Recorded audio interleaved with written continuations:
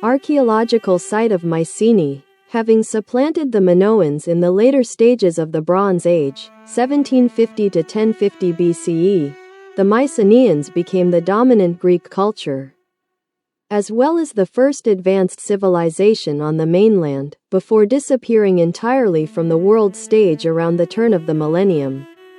Today, the monolithic wonders of Mycenae and Tiryns tell the stunning story of their former heights. While much of Europe was still in darkness, civilization began to develop in Hellas. First the Minoans, then the Mycenaeans, who created one of the most sophisticated societies of their time. Trade flourished, and kings and queens lived in opulent palaces lavishly decorated with colorful frescoes and mosaics.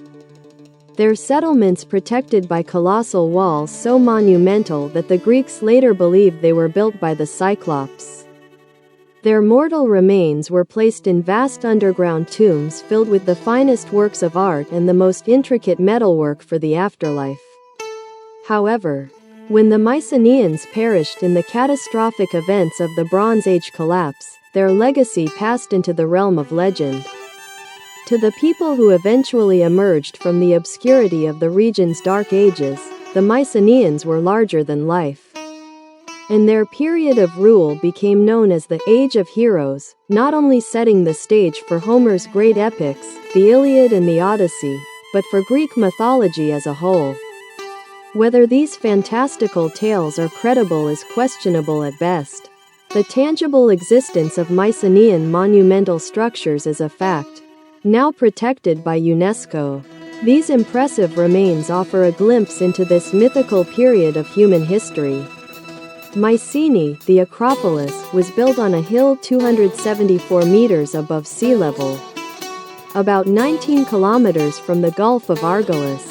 Situated in the northeastern corner of the Argive Plain, it commanded a commanding view of the whole region and was ideally placed to become a center of power, especially as it controlled all the easy routes to the Isthmus of Corinth. In addition to its strong defensive and strategic position, it had good agricultural land and an ample water supply. There are only faint traces of a Neolithic settlement at the site, although it has been continuously inhabited since the early Neolithic period around 5000 BC. The population had grown considerably by the Middle Helladic period.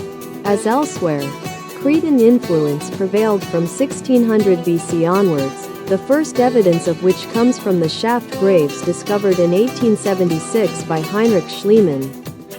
Artifacts have also been found beneath the walls and floors of the palace, on top of the Acropolis, and outside the Lion Gate in the area of the ancient cemetery. In the absence of documents and objects that can be dated precisely, events at Mycenae can only be dated relatively within the constraints of Helladic chronology, which relies on the categorization of stratified material objects, mainly pottery, into a coherent historical framework.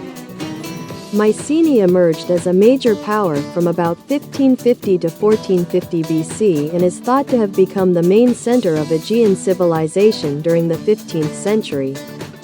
In what is known as the 200 years known as the Mycenaean Age, Minoan hegemony ended around 1450, and there is evidence that Knossos was occupied by the Mycenaeans until it too was destroyed around 1370 BC. From then on, Mycenaean expansion throughout the Aegean was unimpeded until the great social collapse of the first half of the 12th century, which ended Mycenaean civilization and culminated in the destruction of Mycenae itself around 1150 BC. The walled burial ground, Grave Circle A, included 6 more shaft graves with 9 female, 8 male, and 2 child burials.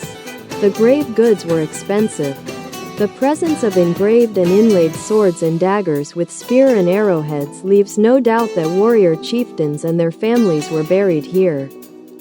Some of the artifacts recovered from the graves include the silver siege rhyton, the mask of Agamemnon, the cup of Nestor, and weapons, both votive and practical. The generally accepted date of 1350 BC. The fortifications on the acre of Opolis and other surrounding hills were rebuilt in a style known as Cyclopean because the stone blocks used were so massive that in later centuries they were thought to be the work of one-eyed giants known as Cyclopes. Within these walls, much of which can still be seen, successive monumental palaces were built. The last palace, the remains of which are now visible on the Acropolis of Mycenae, dates from the early 14th century BC. Earlier palaces must have existed, but they have been cleared or built over. The construction of palaces at this time with similar architecture was common throughout southern Greece.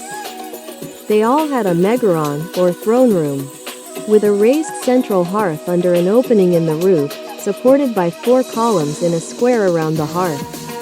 The throne was placed against the center of the wall to the side of the hearth, allowing an unobstructed view of the ruler from the entrance. Frescoes decorated the plastered walls and floor.